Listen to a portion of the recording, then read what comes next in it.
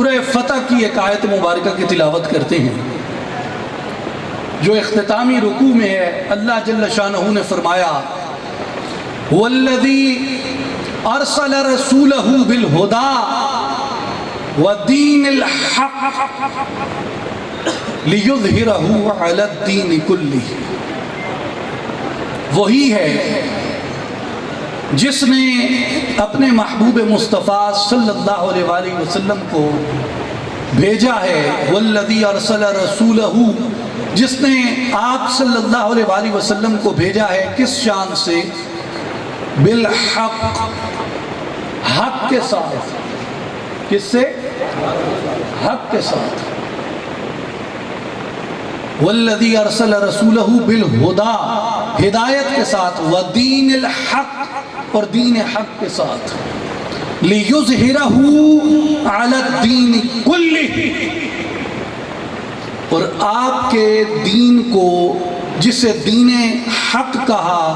اس کے اندر اللہ تبارک و تعالیٰ نے یہ خوبی رکھی ہے، یہ کمال رکھا ہے کہ یہ تمام ادیان عالم پہ غالب آئے گا۔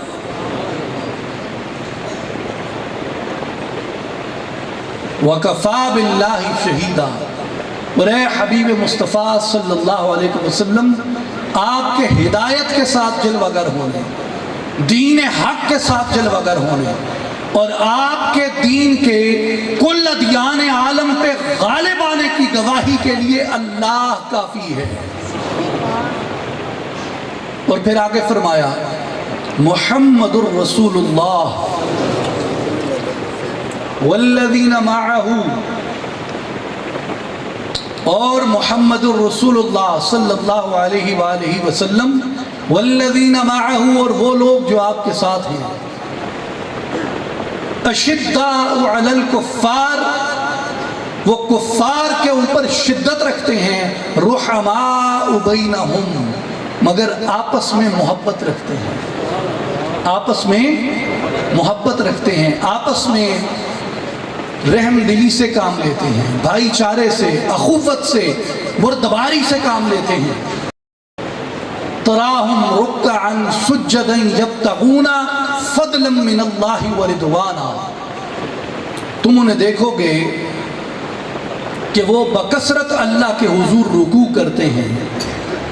اور بکثرت اللہ کے حضور سجدہ ریز رہتے ہیں، اور ہر وقت اس کے فضل کے، اس کی رضا کے متلاشی رہتے ہیں۔ یہ جو ٹکڑا ہے اس آیت مبارکہ کا والذین معہ سے آگے، یہ ویسے تو مطلقاً صحابہ کرام رضوان اللہ علیہم اجمعین کے بارے میں علماء نے اس کو منطبق کیا، لیکن قاضی ثناء اللہ پانی پتی رحمۃ اللہ علیہ نے اس کی تخصیص کرتے ہوئے کہا کہ یہ چاروں خلفائے راشدین کی صفات کا ذکر قرآن مجید میں بیان ہوا۔ والذین معہ، وہ لوگ جو آپ کے ساتھ تھے، اور ساتھ کون تھا؟ غار ثور کا واقعہ اللہ نے قرآن میں بیان فرمایا کہ جب آپ صلی اللہ علیہ وآلہ وسلم غار میں تھے اور کفار کے قدموں کی چاپ اور آہٹ غار کے قریب آ رہی تھی، تو سیدنا ابو بکر صدیق رضی اللہ تعالیٰ عنہ حضور کے ساتھ غار میں تھے، دل مضطرب ہوا حفاظت مصطفیٰ کے لیے،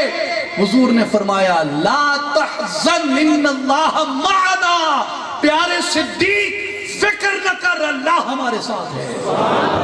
اس لیے عرفاء نے کہا، عارفین نے کہا کہ ایک شخص جس کے واصل معلّہ ہونے کی سند، ایک شخص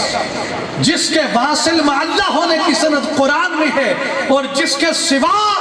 اتنی واضح اور اتنی کھلی اور اس طرح خاص کر کے کسی کی واصل معلّہ ہونے کی سند قرآن میں نہ آئی جس طرح سیدنا صدیق اکبر کی آئی۔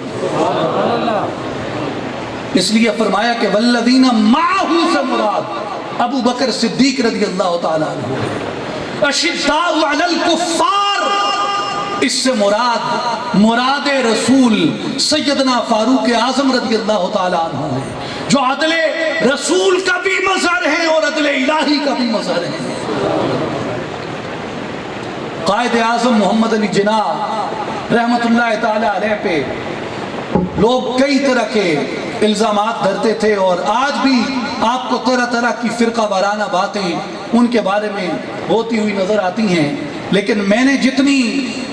اب یہ کوئی بحث نہیں ہے کرنے کی، بہت چھوٹی اور بہت پست بحث ہے کہ آپ اپنے بابا قوم کے بارے میں ایسی بات کریں،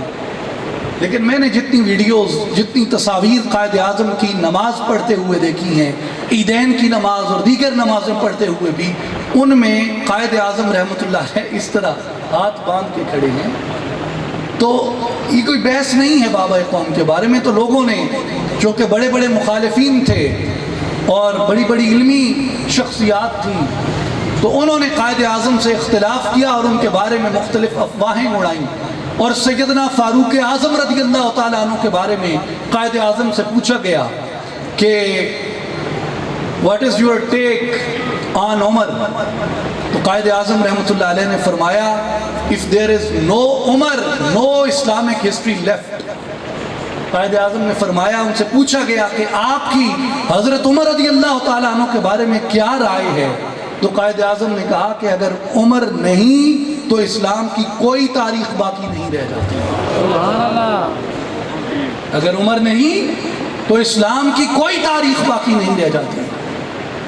اس لیے فرمایا کہ اشداء علی الکفار، سیدنا فاروق اعظم رضی اللہ تعالیٰ عنہ کے دست مبارک سے اللہ تبارک و تعالیٰ نے اسلام کی اس عظمت کو، اس رفعت کو، اس شان کو نمایاں کیا جو مومن کی شان ہے،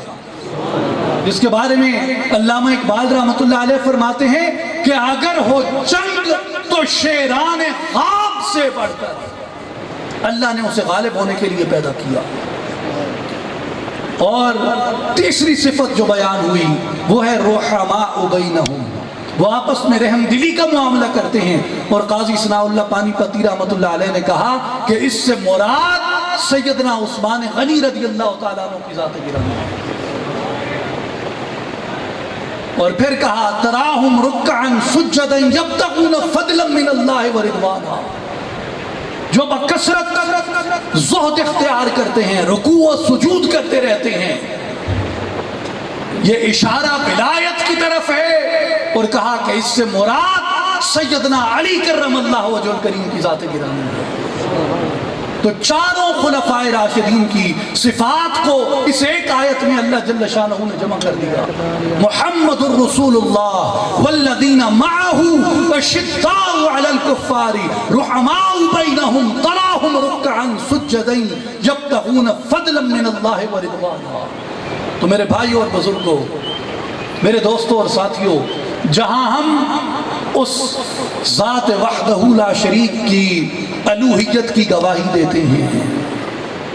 اس کی وحدانیت پہ کامل ایمان رکھتے ہیں، وہاں ہم عظمت مصطفیٰ، رفعت شان مصطفیٰ صلی اللہ علیہ وآلہ وسلم سے بھی اسی طرح محبت کرتے ہیں، اور حضور کی اطاعت سے، حضور کی اتباع سے محبت کرتے ہیں۔ اور اگر ادب میں کجی آ جائے، تکریم میں کجی آ جائے، تکریم میں کمی آ جائے، حضور علیہ السلام کی شایان شان اگر الفاظ نہ ہوں، تو قرآن کریم اس کو کیا کہتا ہے؟ نہ صرف یہ کہ اگر تمہارے الفاظ حضور کے ادب کے موافق نہیں، بلکہ اگر تمہارا لہجہ بھی حضور کے ادب کے موافق نہیں ہے، تمہاری آواز بارگاہ مصطفیٰ میں اونچی ہو گئی، تمہارے اعمال برباد کر دیے جائیں گے اور تمہیں خبر تک نہ ہوگی۔ اسی طرح ہمارے اوپر لازم ہے کہ آپ صلی اللہ علیہ وآلہ وسلم کے اصحاب سے، بالخصوص خلفائے راشدین المہدیین سے، مہاجرین سے، عشرہ مبشرہ سے، انصار سے، اور جو حضور کے مددگار معاونین حالت ایمان میں چہرہ مصطفیٰ کی زیارت سے شرف یاب ہو گئے، لوگوں یاد رکھو، میرے پیر دستگیر محی الدین سیدنا شیخ عبد القادر جیلانی رضی اللہ تعالیٰ عنہ کا قول مبارک ہے، آپ نے فرمایا کہ میرے درجے کے میرے درجے کے ایک نہیں دو نہیں ہزاروں نہیں لاکھوں اولیاء کو جمع کر لیا جائے وہ ایک ادنا سے ادنا صحابی کی خاک پاک بھی نہیں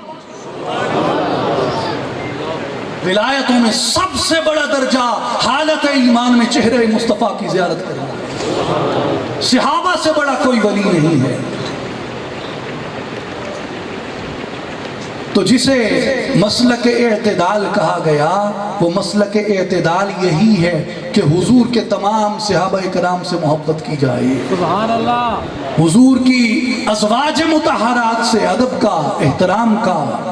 آنکھیں جھکا کے دل جھکا کے گردن جھکا کے بات کرنے کا معاملہ